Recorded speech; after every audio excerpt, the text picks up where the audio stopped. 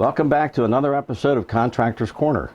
I'm your host, Dave Yates, and in today's episode, we're going to install an acid neutralizing filter made by Neutra-Safe. And let's get this open and see what's in the box for us. It's a model CN2-220C. Can handle up to 220,000 BTU boiler or high efficiency water heater. Condensing appliance. We have two brackets and two 1/2-inch male by 3/4-inch PVC adapters, and then the filter itself. Nice sleek looking model. It's in a clear view tube.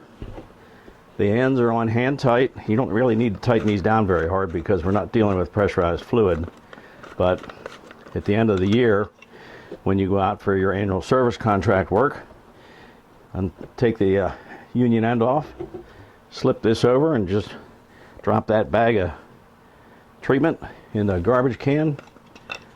Take your tube with the replacement media, pull the end off, simply dump it in, and there's an extra O-ring in there in case anything goes wrong with the O-ring that's on the end here.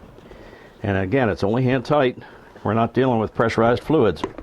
Oh, and one other thing that's in the box, instructions. As they say out in the field, RTFI, read the freaking instructions. It's always a good idea to, even if you're familiar with the product, in case there's been any changes made, to just go through and quickly read through that. And one of the things that I noticed right off the bat, they want a downward pitch of 1/4 inch per foot from the outlet of the neutralizer to the drain or to the pump. And this also keeps you in compliance with the IPC, the International Plumbing Code, section 803.1, where acidic condensate is to be treated before being discharged to the drainage system. So, let's begin. Now you might say, hey Dave, why are you changing out an acidic condensate filter that's working? And I'd reply, that's an excellent question. I checked the pH of the condensate after changing the filter media, and it was 8.4, which is more alkaline than I would like. Given that a pH of 7 is neither acidic or alkaline, I searched for an acidic condensate neutralizer and found the Neutra-Safe line utilizes calcium carbonate with a pinch of magnesium oxide, which is faster reacting and acts as a catalyst, but in large quantities could clump together and cause blockages. That's why they just use a pinch. It is also self-regulating and maintains the neutral pH of 7 that I wanted.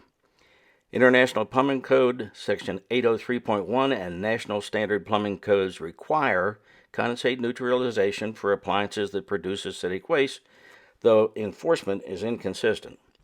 However, as professional mechanical contractors, it becomes our duty to provide, install, and maintain acidic condensate neutralizers. Besides which, that keeps your foot in the door to provide seasonal maintenance contracts. And given how easy they are to install, by gravity drainage in this case, or pumped if required, there's also added profit to be gained, and after you educate the customer about why one is needed, they come to understand you are ensuring protection of their most valuable asset, their home. And that establishes trust, and trust trumps price, which means you don't have to be the low bid.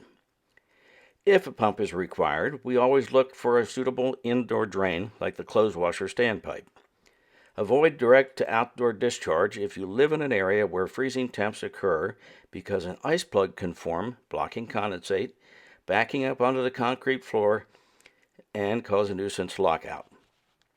Acidic condensate occurs when return water temperatures reach or drop below 130 to 135 degrees Fahrenheit, and flue gas exhaust temperatures fall below 130 to 140 degrees Fahrenheit, and more condensate will be produced if both return water and flue gas temps fall in or below these ranges. On average, when in condensing mode, it is common for 1 gallon of acidic condensate with a range of 1.8 to 4.2 on the pH scale for every 100,000 BTUs of combustion. My own condensate varies depending on boiler input, return water temps, and flue gas exhaust that ranges from 3.8 to 5.8 pH. When you incorporate a well-defined outdoor reset curve, your modulating condensing boiler has more run-hours than did the old lower efficiency boilers that ran from 160 to 180 degrees Fahrenheit. In my home, that increased from 2,250 run hours to over 3,000 run hours. A home like ours can produce up to 2,500 gallons of acidic condensate. If we were on a septic system, that would be enough to alter the bacteria cultures and damage the septic system. Acidic condensate wages war on every surface it sees. Ignored, it's like a malicious, malignant cancer that wreaks havoc in modern heating systems. It can lead to huge problems, but warm condensate is also utilized to extract additional heat energy, which is the final boost in operating efficiency and raises that by as much as 10%. Above grade, we have PVC drainage waste and vent piping, but below grade, the drainage system is all cast iron. Our township was the very last to allow installation of PVC below grade.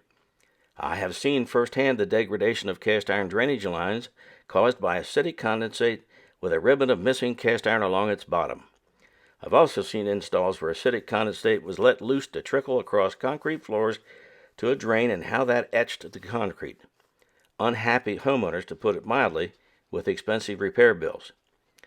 Upon completion of the Neutra-Safe CN2-220, I was somewhat surprised to see neutralized condensate trickling into the safe waste within just 15 minutes. The clear housing allows for visual inspection of the filter media and fluid level. Next fall, while I'm performing maintenance on the ModCon boiler, changing out the Neutra-Safe media bag will be a snap. Given that the media is not hazardous waste, simply toss away with the household trash.